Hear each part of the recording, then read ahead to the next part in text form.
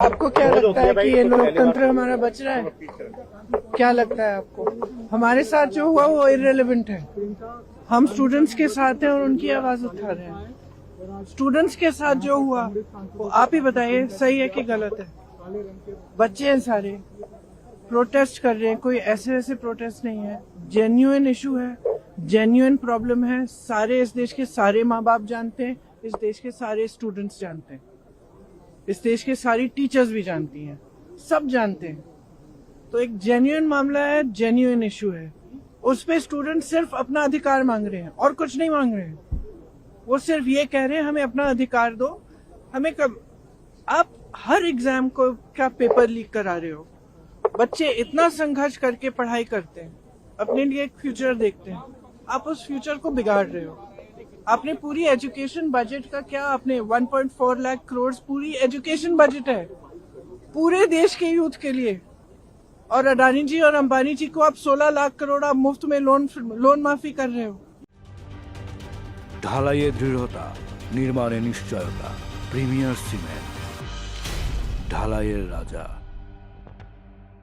किसानों को कुछ नहीं, गरीबों को कुछ नहीं, स्टूडेंट्स को कुछ नहीं, और ऊपर से स्टूडेंट्स को इतना खर्चना पड़ रहा है, फैमिलीज को इतना खर्चना पड़ रहा है, लोन लेते हैं। सिर्फ नीट के एग्जाम में जो 22 लाख फैमिलीज है उनका खर्चा 1.32 लाख करोड़ है, almost equal to education budget.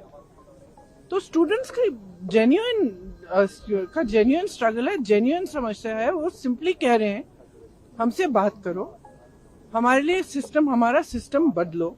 ये सिस्टम चल नहीं रहा है, टूटा हुआ सिस्टम है, सब जानते हैं टूटा हुआ सिस्टम है। जिसके बच्चे हैं, किसी भी क्लास का हो, किसी भी वर्ग का हो, जिसके बच्चे हो जानता है कि बच्चों पे क्या बीतती है जब एग्जाम देते हैं। और आप सोचिए कि 26, 27, 28 साल के बच्चे बार बार एग्जाम दे रहे हैं, बार बार पेपर लीक हो रहा है, अपनी नियुक्ति का वेट कर रहे हैं, नियुक्तियां नहीं हो रही हैं, तो फ्यूचर तो बर्बाद हो रहा है ना सबका। ऊपर से आप जॉब्स क्रिएट नहीं कर रहे हो। प्रदर्शन को अलोकतांत्रिक बता रहे हैं। हमारा प्रोटेस्ट अलोकतांत्रिक है। लोकतंत्र में सबसे बड़ी चीज क्या होती है? फ्रीडम ऑफ एक्सप्रेशन और right to protest, peaceful protest. इसमें कुछ अलोकतांत्रिक बात नहीं है। अलोकतांत्रिक ये है जो यहाँ इस सदन में हो रहा है, जो सड़कों पे हो रहा है।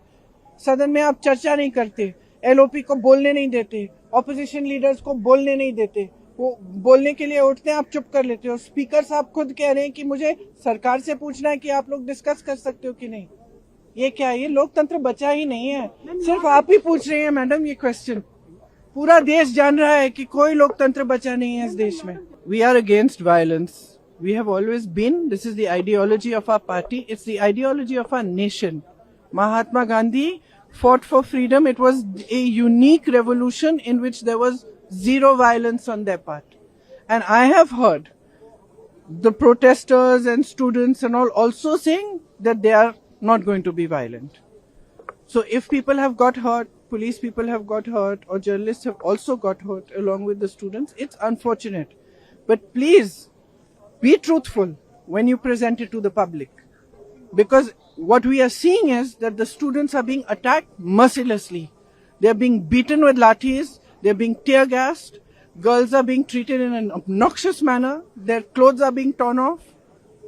How do you think they feel that this is their country, this is their parliament, these are their representatives, this government has been voted in by them, and the youth heavily voted for this government?